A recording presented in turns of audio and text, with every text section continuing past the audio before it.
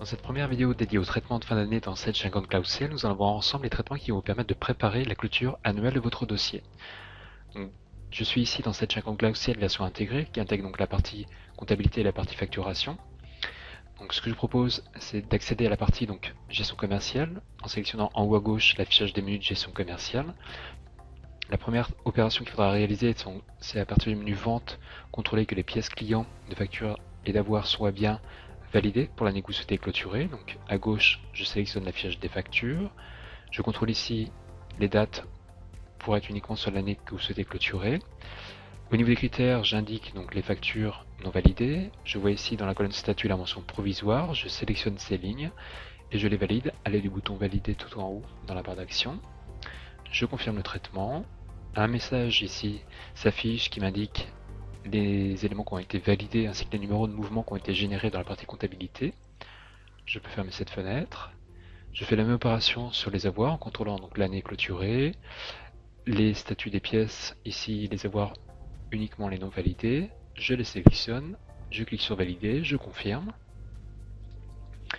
Je ferme la fenêtre du rapport ici. Si vous gérez les achats, il faudra faire la même opération sur la partie donc achat pièces fournisseurs, donc en sélectionnant et en validant les factures et les avoirs de la période que vous souhaitez clôturer. Toujours dans la partie donc gestion commerciale, vous pouvez également réaliser l'édition de l'inventaire de vos articles. Donc par le menu état, vous avez ensuite inventaire des articles. Donc si vous gérez les stocks, vous pouvez donc faire l'aperçu ou l'impression de cet état. Je fais OK.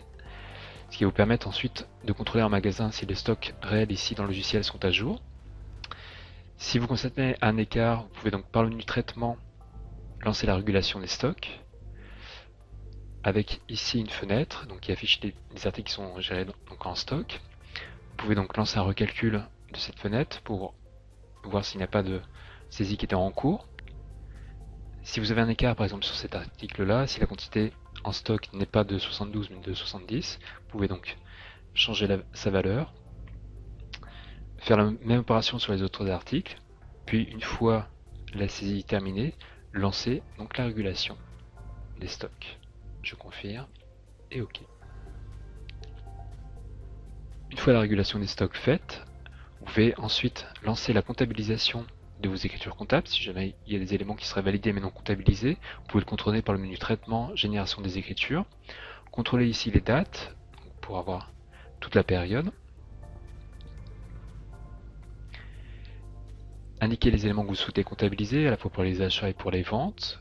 Faire suivant. Éventuellement, si vous souhaitez centraliser certains comptes clients, fournisseurs de produits ou de charges de TVA, vous pouvez l'indiquer ici dans les options.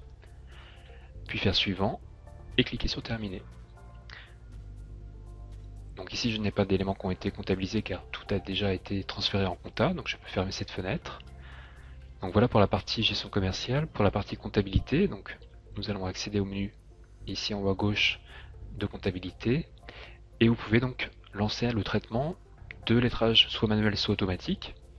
Donc ici je vais sélectionner par exemple le lettrage automatique, toujours sur la période que vous souhaitez clôturer. Donc vous pouvez commencer par faire un lettrage ici en choisissant la classe des comptes fournisseurs. Donc avec ici un critère qui peut être un lettrage par référence ou par montant. Donc, si vous sélectionnez par montant, par le niveau donc, de concordance entre le règlement et la facture. Un règlement, une facture ou plusieurs règlements pour une seule facture ou inversement. Indiquez également les écritures que vous souhaitez inclure dans le lettrage, donc vous pouvez laisser les écritures en brouillard et en simulation, puis faire OK. Vous confirmez le lancement de l'opération. On vous indique ensuite que le lettrage donc, est terminé. Vous pouvez fermer cette fenêtre. Et la dernière opération que vous pouvez réaliser donc, avant les opérations de fin d'année, c'est donc par le menu traitement, contrôler vos rapprochements bancaires.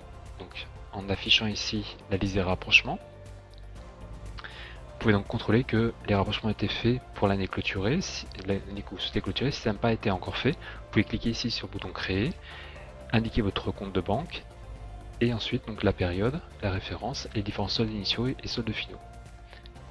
Donc voilà pour cette première partie sur les traitements de fin d'année.